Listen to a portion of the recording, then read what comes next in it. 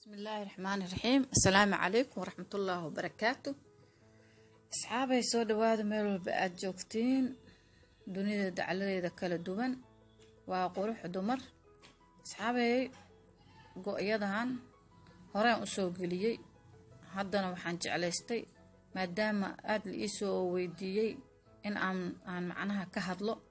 go'yadan waa baati inaan hore uga hadlayna waa jeclahay. waa baati bacweyne ah oo fuul ah oo wadankeena Soomaaliya ah.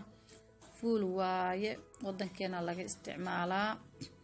marka waxaan jeclaystay in aan idin sheego inuu fuul baati yahay uusan ahayn original. kuwii kale oo hore u soo galiyo masalaha iyo original kuwaan original ma ahan. waa baati bacweyne asaas oo ogaada asxaabay. marka sidaas daraadeed ay kala isugu jiraan kala kalena waa soo wada insha Allah hadii alla qadaro. nooc walba isugu jiro waad ka dharki doontiin. shan barkin ay wataan waa idinku celcelina shan barkin ay wataan. go qurux dumar ay soo biso ama ay keento oo aan shan barkin lahayn ma jiro. all shan barkin ay leeyihiin. singalada xataa labay leeyihiin. qaar hal la way jiraan. saas nin walba dooqiisa waaye. marka go'ana gandafe oo yar ma ahan oo sariirta mar hadii la dhaqo soo laabanayo hore tuuris ma ahan.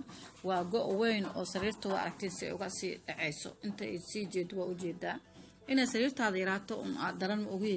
sariir weyn oo waafi ah loogu talagalay inuusan qofku ku yaraanin maadaama uu baati yahay oo cabaar u joogo insha Allah. marka sidaas ula socda asxaabtayda waa aragtiin sidoo uga daadanayo dhinacyaha sariirta soo ma aragtiin meesha uu sii jeedo. marka asxaabay sidaas ayaan jeclaystay inaan macnaha si waafi ah idin kugu sheego. uusan wax laba barkin iyo saddex barkin aysan ahayn ay tahay shan barkin. go'on uu weyn yahay dooqana adiga xaggaaga uu yahay qof walba dooq uu leeyahay. asxaabay sidaas iyo nabadgelyo.